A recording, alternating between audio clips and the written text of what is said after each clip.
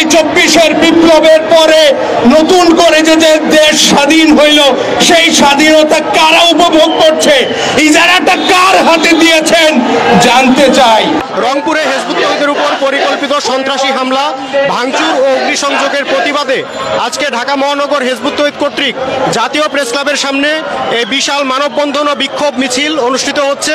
গত 24শে ফেব্রুয়ারি রংপুরের পীরগাছা উপজেলা সিতামহাট গ্রামে হিজবুত তওহীদের বিভাগীয় আমির আব্দুল কুদ্দুস শামীমের বাড়িতে উগ্রবাদী হামলা চালিয়ে সেখানে ভয়াবহ একটা তাণ্ডবলীলা চালিয়েছে উগ্রবাদী গোষ্ঠী।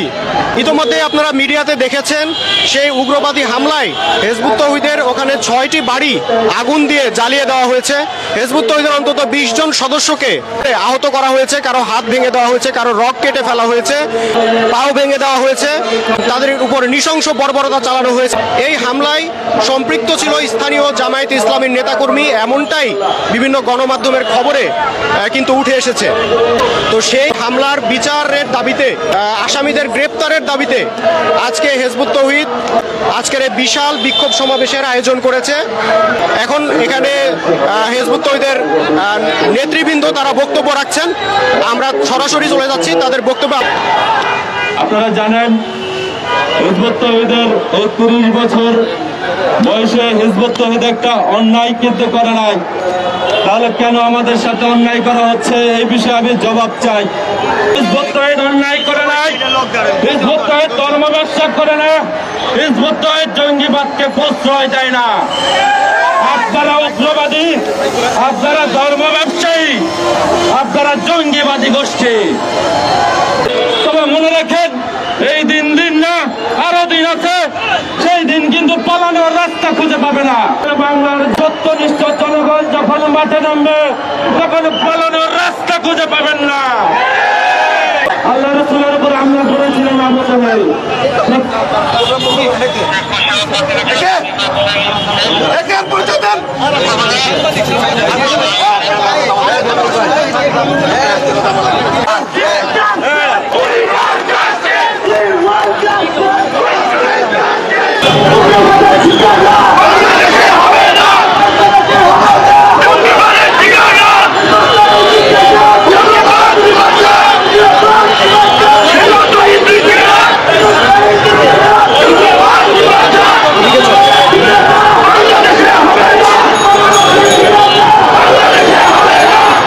সাংবাদিক বন্ধুগণ, হিজবুত তওহীদ গত 30 বছর যাবৎ মাঠে ময়দানে নিঃস্বার্থভাবে ইসলামের প্রকৃত রূপ তুলে ধরার জন্য কাজ করে যাচ্ছে। আমরা গত 30 বছর একটাও আইন ভঙ্গের কাজ করিনি। হিজবুত তওহীদ এমন একটি আন্দোলন যাদের এই 30 বছরে একটা অপরাধ সংগঠনের কোনো নজির নেই। আমরা সম্পূর্ণ শান্তিপূর্ণভাবে, নিঃস্বার্থভাবে মানবতার কল্যাণে, মানুষের মুক্তির জন্য আমরা কাজ করে যাচ্ছি। আমাদের হিজবুত তওহীদের মাননীয় ইমাম জনাব হোসাইন মোহাম্মদ সেলিম, তার বক্তব্য সারা বাংলাদেশের লক্ষ লক্ষ মানুষ আজকে শুনছে। আমাদের বক্তব্য সোশ্যাল মিডিয়া, পত্রপত্রিকার মাধ্যমে সারা বাংলাদেশের মানুষ আপনারা শুনতে পেরেছেন, আপনারা পড়ছেন, আপনারা জানেন।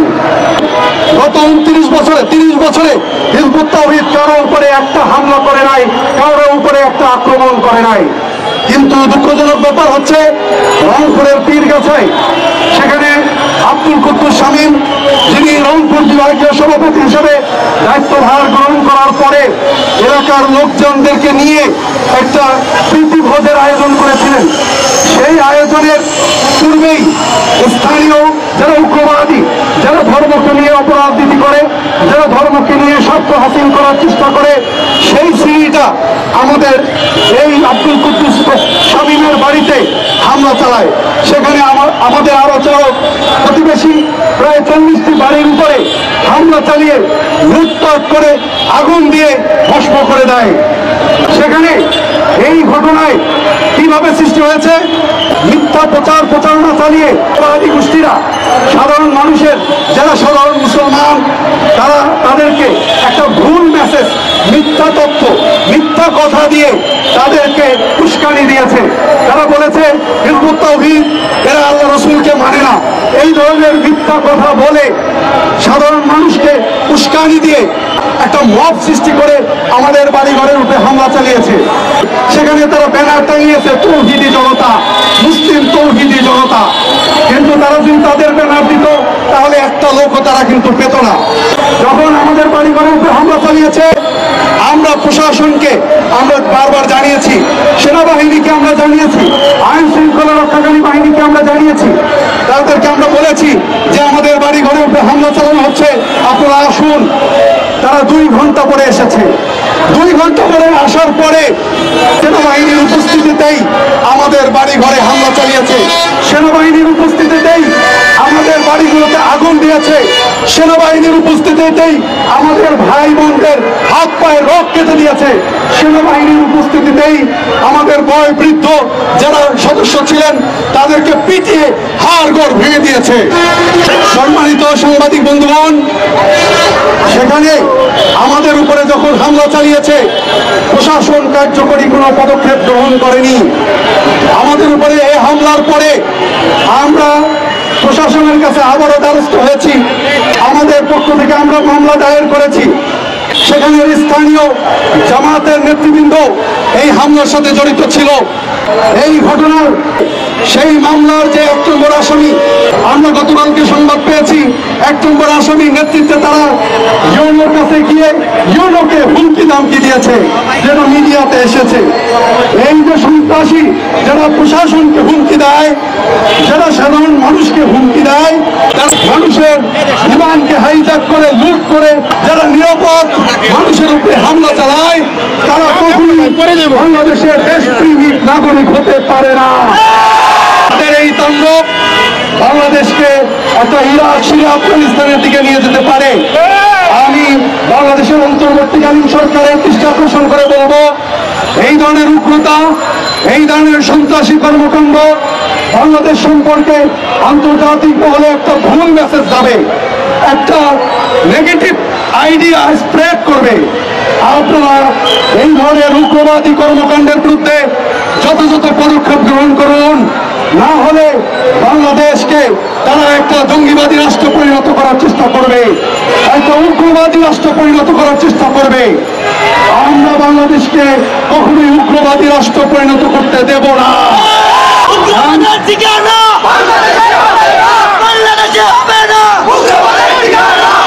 আজকে এই মানববন্ধন এবং বিক্ষোভ কর্মসূচি থেকে প্রশাসন, আইন শৃঙ্খলা রক্ষাকারী বাহিনী এবং সেনাবাহিনীকে আমি বলতে চাই, এই ধরনের উগ্রবাদী তাণ্ডব, এই ধরনের জঙ্গিবাদী তাণ্ডব, এই ধরনের নিরপরাধ নিরীহ মানুষের বাড়ি ঘরে জ্বালিয়ে পুড়িয়ে দেওয়া, এই ধরনের নিরপরাধ মানুষদেরকে পিটিয়ে হত্যা করা, তাদেরকে আহত করা, তাদের সম্পত্তি লুট করা, এটা কোনো বাংলাদেশের কোনো সুস্থ বাংলাদেশের কর্মকাণ্ড হতে পারে না।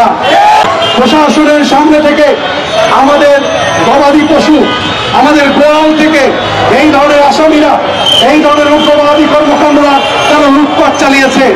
যখনই উগ্রবাদীরা হামলা চালিয়েছে তখন লুটপাটেরা আমাদের সম্পত্তি লুট করেছে।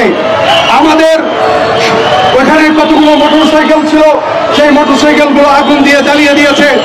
আমাদের বাড়ি ঘর থেকে লুটপাট করে গরু, বাছুর এগুলোকে তাড়িয়ে নিয়ে তারা বনভোজন করেছে। আমি আপনাদেরকে বলতে চাই, সম্মানিত সাংবাদিক বন্ধুগণ, এই ধরনের তাণ্ডব, এই ধরনের গুজব সৃষ্টিকারীরা বাংলাদেশের কখনোই শান্তি চায় না। বাংলাদেশকে কখনো একটা স্বাধীন সার্বভৌম রাষ্ট্র হিসাবে আন্তর্জাতিক মহলে মাথা উঁচু করে দাঁড়াক, সেটা তারা চায় না। এই জন্য তারা এই ধরনের কর্মকাণ্ড করছে। সম্মানিত বন্ধুগণ, সাংবাদিক বন্ধুগণ, প্রিয় এলাকাবাসী এবং আইন শৃঙ্খলা রক্ষাকারী বাহিনী যারা শুনছেন আমার বক্তব্য, আমি আপনাদেরকে অনুরোধ জানাবো, রংপুরের এই ঘটনায় আপনারা কার্যকরী পদক্ষেপ গ্রহণ করুন। রংপুরের এই ঘটনায় আপনারা যারা এই সন্ত্রাসী কর্মকাণ্ড করেছে তাদেরকে বিচারের আওতায় আনুন। যদি আপনারা তাদেরকে বিচারের আওতায় না আনেন, এই ধরনের ঘটনা বারবার করতে থাকবে। আমরা হিজবুত তাওহীদ, আমরা আমাদের উপরে এই ধরনের বারবার আক্রমণ হলে আমরা শান্তিপূর্ণভাবে শুধু কর্মসূচি দিয়ে যাচ্ছি, কিন্তু আমরা আমাদের আত্মরক্ষার অধিকার রয়েছে। আমরাও আত্মরক্ষার অধিকার প্রয়োগ করব। আমরা আত্মরক্ষার যে মৌলিক অধিকার রয়েছে সেই অধিকারে আমরা রাস্তায় নামব, আরো কঠোর কর্মসূচি প্রয়োগ করব। বাংলাদেশে কোন উগ্রবাদের ঠাঁই হবে না ইনশাআল্লাহ, কোন জঙ্গিবাদের ঠাঁই হবে না ইনশাআল্লাহ, কোন ধর্ম ব্যবসায়ীর ঠাঁই হবে না ইনশাআল্লাহ। যারা ধর্ম নিয়ে অপরাজনীতি করছে, স্বার্থ হাসিল করছে, তাদের ঠাঁই হবে না বাংলাদেশে। আমরা বাংলাদেশের সাধারণ মানুষ, আমরা আমাদের ইমানের শক্তিতে, আমাদের দেশ প্রেমিকের শক্তিতে আমরা লড়াই চালিয়ে যাব, আমাদের প্রয়োজনে জীবন দেব ইনশাআল্লাহ। প্রশাসন আরো কঠোর ব্যবস্থা গ্রহণ করবেন এই আহ্বান জানিয়ে আমি আমার বক্তব্য এখানে শেষ করছি। আল্লাহ হাফেজ। আসসালামু আলাইকুম ওয়া রাহমাতুল্লাহি ওয়া বারাকাতুহু। ঢাকা বিভাগীয় আমির জনাব মাহবুব আলম মাহফুজ আজকে কঠোরভাবে বলেছেন যে সামনে হিজবুত তৌহিদ আরো বড় কঠোর থেকে কঠোরতর কর্মসূচির দিকে যাবে যদি উগ্রবাদীদেরকে প্রশ্রয় দেওয়া হয়। মানবাধিকার কর্মী হিসেবে আমি বলতে চাই, আর কত রক্ত ঝরলে, আর কত ঘটনা ঘটলে মানবাধিকার লঙ্ঘিত হয়। আমার বৃদ্ধ বাবা মাকে পিটিয়ে পিঠের মেরুদণ্ড এবং পায়ের হাড় ভেঙে দেওয়া হয়েছে, পায়ের নখ কেটে দেওয়া হয়েছে। আর কত নির্যাতন হলে মানবাধিকার লঙ্ঘিত হয় আমি জানতে চাই। মানবাধিকার আইন বলেন, বাংলাদেশের সাংবিধানিক আইন বলেন, সবই লঙ্ঘিত হচ্ছে। মাননীয় প্রধান উপদেষ্টা, মাননীয় স্বরাষ্ট্র উপদেষ্টা, আপনাদের দৃষ্টি আকর্ষণ করছি, এই ব্যাপারে সুস্পষ্ট পদক্ষেপ গ্রহণ করুন। আর যেন কোনো মানুষের মানবাধিকার লঙ্ঘিত না হয়, আর যেন কেউ ঘর ছাড়া না হয়।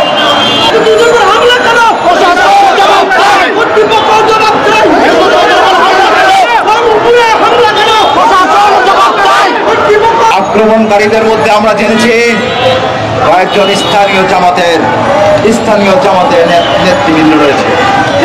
কোন মিডিয়া যেন সত্যকে মিথ্যা, মিথ্যাকে সত্য বলে প্রচার না করে।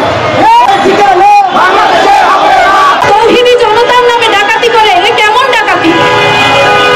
আমরা আয়ামে জাহিলিয়াতের ইতিহাস পড়েছি, সেখানে দেখেছি যে সেই বর্বর জাতিরা অন্যের সম্পদ, হিংস্র জঙ্গলের মতন অন্যের সম্পদ লুট করে সেইটার আনন্দ উৎসব প্রকাশ করেছে, উৎসবের নামে উন্মাদনা তারা প্রকাশ করেছে। রংপুর সিনামঘাটে হিজবুত তৌহিদের হামলার ঘটনা যেন তারই পুনরাবৃত্তি আমরা দেখতে পাচ্ছি।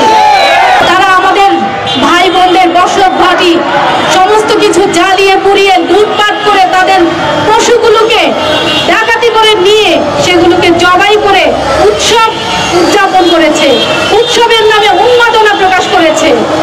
আমাদের ভাইদেরকে রক্তাক্ত আহত করে তাদেরকেই আবার মামলার আসামি করেছে। এ তো জাহিলিয়াতের বর্বরতাকেও হার মানায়। মিথ্যাবাদী, ভণ্ড, প্রতারক ধর্ম ব্যবসায়ীর দল নিজেদের নামটা প্রকাশ করার হিম্মত পর্যন্ত রাখে না। তৌহিদি জনতার নামে নিজেদের সমস্ত অন্যায়কে জায়েজ করে নেয় তারা। মাননীয় সরকারের প্রতি দৃষ্টি আকর্ষণ করে বলতে চাই, আজকে রংপুর সিনামঘাটে আমাদের নারী শিশুরা নির্মম কষ্টের মধ্যে তারা দিনাতিপাত করছে, জীবনযাপন করছে। তাদের সামনে, চোখের সামনে তাদের ঘর বাড়ি জ্বালিয়ে দেওয়া হয়েছে। তারা এখন উদ্বাস্তুর মতন তারা আতঙ্কে দিনাতিপাত করছে। এই আমাদের নারীদের উপর হামলার এই ঘটনার সুষ্ঠু বিচার করা না হয় তাহলে বাংলার কোনো নারী আর নিরাপদ থাকবে না।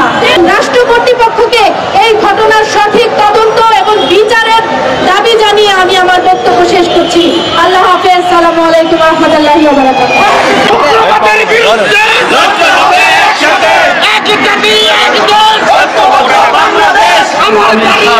তোমাদের কাছে জানতে চাই, তোমাদের কাছে জবাব চাই, হিজবুত তৌহিদ করি, নবীকে ভালোবেসে করি।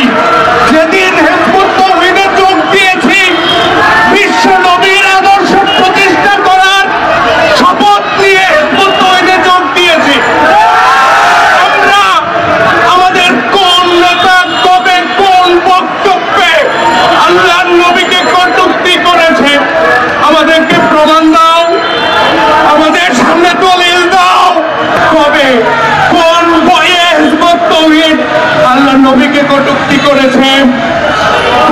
বক্তব্যে কটূক্তি করেছে, তবে কোন নেতা কখন কোন জায়গায় জবাব চায়, জবাব চায়, জবাব দিতে হবে। তোমরা বলেছ মসজিদের মাইক ব্যবহার করে বলেছ, আরে মসজিদের মাইকে তো বলা হয় হাইয়া আলাল সালাহ, বলা হয় হাইয়া আলাল ফালাহ, এসো এসো কল্যাণের পথে। তোমরা সেই কল্যাণের পথে ডাক দেওয়া হয় যেই মসজিদের মাইক থেকে, সেই মাইক ব্যবহার করে বললা কি আসেন হিন্দুরা মুসলমানের উপর হামলা করেছে, আসেন খ্রিস্টানরা মুসলমানের উপর হামলা করেছে, আপনারা মুসলমানদেরকে রক্ষা করার জন্য আসেন, যে যা পারেন নিয়ে আসেন। ওরে মিথ্যাবাদীর দল! আমার রংপুরে যে হিজবুত তৌহিদের ভাইয়েরা, তাদের কোন পরিবারটা হিন্দু, কোন পরিবারটা খ্রিস্টান আমরা জানতে চাই। মিথ্যা বললা কেন, মিথ্যা বললা কেন? হিজবুত তৌহিদ তো হিন্দু না, হিজবুত তৌহিদ তো খ্রিস্টান না। তোমরা কি বললা? হিজবুত তৌহিদ নবী মানে না, শেষ নবী মানে না, হিজবুত তৌহিদ ঈসাকে নবী মানে। তোমরা আরো বললা হিজবুত তৌহিদ বায়েজিদ খান পন্নীকে নবী বলে। হিজবুত তৌহিদের প্রতিষ্ঠাতা বায়েজিদ খান পন্নী নিজেকে নবী দাবি করেছে। ওরে মিথ্যাবাদীর দল, আল্লাহর কাছে জবাব দিবা না, মরবা না, কবরে যাইবা না। এত বড় মিথ্যা কথা বলিয়া মানুষগুলোকে একত্র করিয়া তাদের রক্তে আগুন ধরাইয়া দিয়া মাথা উত্তেজিত করে দিয়া এই যে এত বড় তাণ্ডব চালাইলা, এর জবাব দিবা না? জবাব দিতে হবে। আমরা প্রমাণ চেয়েছি, আজকে এই ময়দানে দাঁড়িয়ে, এই প্রেস ক্লাবের সামনে দাঁড়িয়ে জবাব চেয়ে গেলাম। আমরা কবে আমাদের ইমাম নিজেকে নবী দাবি করেছে এর একটা প্রমাণ দিবা, আমরা তওবা করতে রাজি আছি। তোমরা জবাব দিবা, প্রমাণ দিবা, প্রমাণ দিবা, প্রমাণ দিতে হবে। আজকে আমাদের আদালতে যদি প্রমাণ না দাও, জনতা প্রস্তুত হচ্ছে, মনে রাখবা। জবাব আল্লাহর দরবারে হইলেও দিতে হবে, মনে রাখবা। প্রশাসনের যারা সেখানে ছিলেন, একটা কথা বলে যাও, আজকেও প্রশাসনের এখানে বাইরে অনেকে আছেন, এতগুলো মানুষের বাড়ি জ্বালায় দেওয়া হইল, আপনাদের বাবার বয়সী মানুষদেরকে পিটিয়ে হাত পা ভেঙে দেওয়া হইল। আপনারা লাঠি চার্জ দূরে থাক, জল কামান দূরে থাক, একটা হুইসেল বাজানোর প্রয়োজনীয়তা অনুভব করলেন না। কারণ কি? কারণ কি? প্রশাসন জবাব চাই। পুলিশ নয়, কেবল সেনাবাহিনী ছিলেন। আমরা এর জবাব চাই। তাদের কাছে কি ইজারা দিয়েছেন বাংলাদেশকে? তাদের কাছে কি বাংলাদেশের ঠিকাদারি তুলে দিয়েছেন? এই 24-এর বিপ্লবের পরে নতুন করে যে দেশ স্বাধীন হইল, সেই স্বাধীনতা কারা উপভোগ করছে? ইজারাটা কার হাতে দিয়েছেন জানতে চাই। একটা কথা, ওই যে আমাদের শ্রদ্ধেয় সেনাপ্রধান বলেছেন, সতর্ক করে দিতে চাই, পরে বলবেন সতর্ক করি নাই। আমরা হিজবুত তৌহিদ আজকে প্রশাসন, সমস্ত প্রশাসনকে সতর্ক করে দিতে চাই, পরে বলবেন সতর্ক করি নাই। সতর্ক করে দিতে চাই, এরা ধর্ম ব্যবসায়ী, এরা কালসাপ, এরা আগুনখোর, এরা আজকে যাকে ইসলামের বন্ধু বলে, কালকে ঘুম থেকে উঠে বলে এরা ইসলামের শত্রু। এরা কথায় কথায় মানুষকে কাফের ফতোয়া দিতে অভ্যস্ত। এরা দিনে রাতে মানুষের কল্যাণ মূল্য নির্ধারণ করে। এদের যে আগুন আমার রংপুরের ভাইদের ঘর পুড়িয়েছে, সেই আগুন কবে আপনার ঘরে ধেয়ে যাবে মনে রাখেন। সতর্ক করে দিয়ে গেলাম, এদের আগুনের কোনো বাপ্পা নাই, কোনো ঠিক ঠিকানা নাই। এই পর্যন্ত কথা বলে বক্তব্য শেষ করলাম। আল্লাহ হাফেজ।